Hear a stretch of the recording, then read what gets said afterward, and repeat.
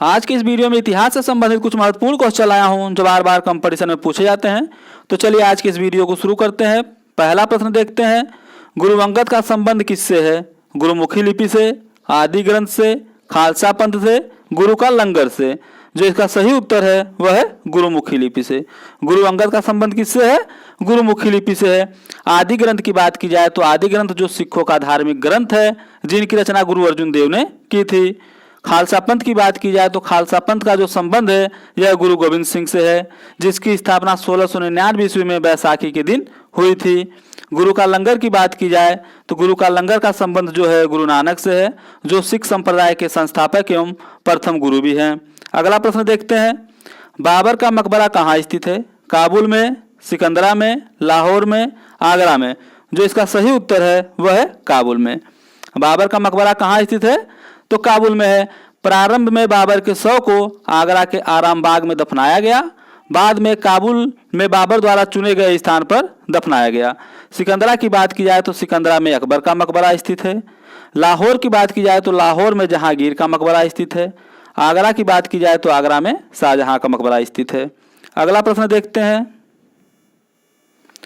तृतीय बौद्ध संगीति किसके शासनकाल में हुई थी? अजातशत्रु, कालाशोक, अशोक, कनिष्क। जो इसका सही उत्तर है वह है अशोक। तृतीय बौद्ध संगीति जो अशोक के शासक काल में हुई थी। अजातशत्रु की बात की जाए तो अजातशत्रु के शासक काल में प्रथम बौद्ध संगीति हुई थी। कालाशोक की बात की जाए तो कालाशोक के शासक काल में द्वितीय बौद्ध संगीति हुई थी। कनिष्क की बात की जाए तो कनिष्क के शासन काल में चतुर्थ बौद्ध संगीति हुई थी। अगला प्रश्न देखते हैं, कल्हड़ द्वारा रचित राज तरंजगिरी किससे संबंधित है? दिल्ली के इतिहास से, कश्मीर के इतिहास से, बिहार के इतिहास से, अवध के इतिहास से। जो इसका सही उत्तर है वह है कश्मीर के इतिहास से। कल्हड़ द्वारा रचित राज तरंजगिरी जो है कश्मीर के इतिहास से संबंधित है। राज तरंजगिरी का शाब्दिक अर्थ है राजाओं की नदी, जिसका भावार्थ है राजाओं का इतिहास या समूह पर्वा। अगला प्रश्न देखते हैं, पंचमहल कहाँ अवस्थित है?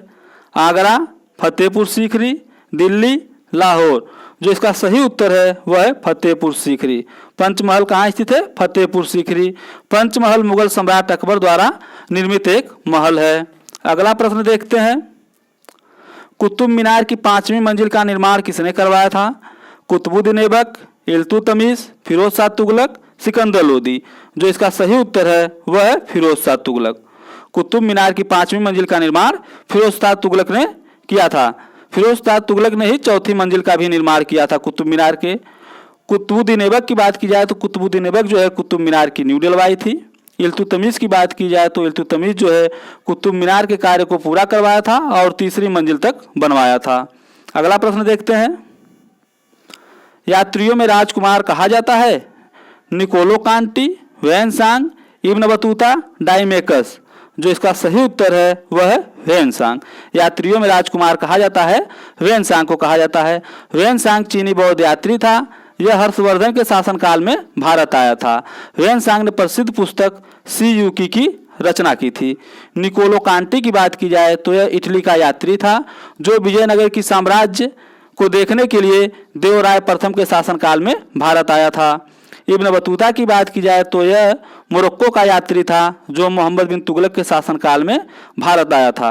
डाइमेकस की बात की जाए तो यह सीरिया का राजदूत था जो बिंदुसार के शासनकाल में भारत आया था।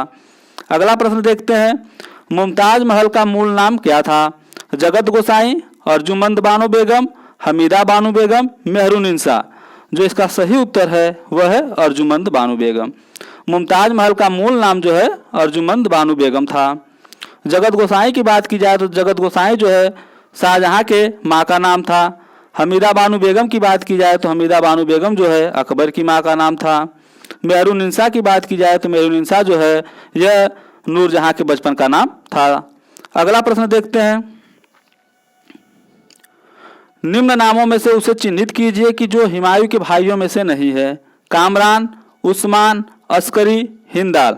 जो इसका सही उत्तर है यह है उस्मान, जो हुमायूं का भाई नहीं है, जबकि कामरान, अस्करी, हिंदाल यह सभी जो है हुमायूं के भाई हैं।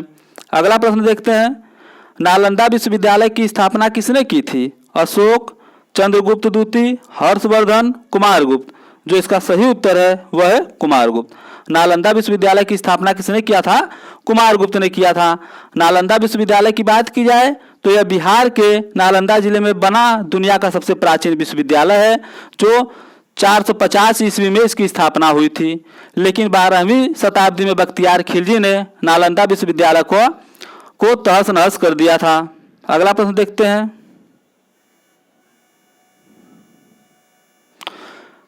किस सल्तनतकालीन शासक ने चांदी का टका नामक सिक्का जारी किया था? बलबन, रजिया सुल्तान, बहराम शाह, इल्तुतमिश। जो इसका सही उत्तर है वह है इल्तुतमिश। सल्तनतकालीन चांदी का टका जो है इल्तुतमिश ने जारी किया था। अगला प्रश्न देखते हैं। सर्वप्रथम दिल्ली को सल्तनत की राजधानी के रूप में किसने चुना था? कुतुबुद्दीन ऐबक, इल्तुतमिश, अलाउद्दीन खिलजी, गयासुद्दीन तुगलक। जो इसका सही उत्तर है वह है इल्तुतमिश। इल्तुतमिश ने सर्वप्रथम दिल्ली को सल्तनत की राजधानी के रूप में चुना था, जबकि इससे पहले कुतुबुद्दीन ऐबक जो है दिल्ली सल्तनत का शासक हुआ था, लेकिन ये अपनी राजधानी लाहौर को बनाया था।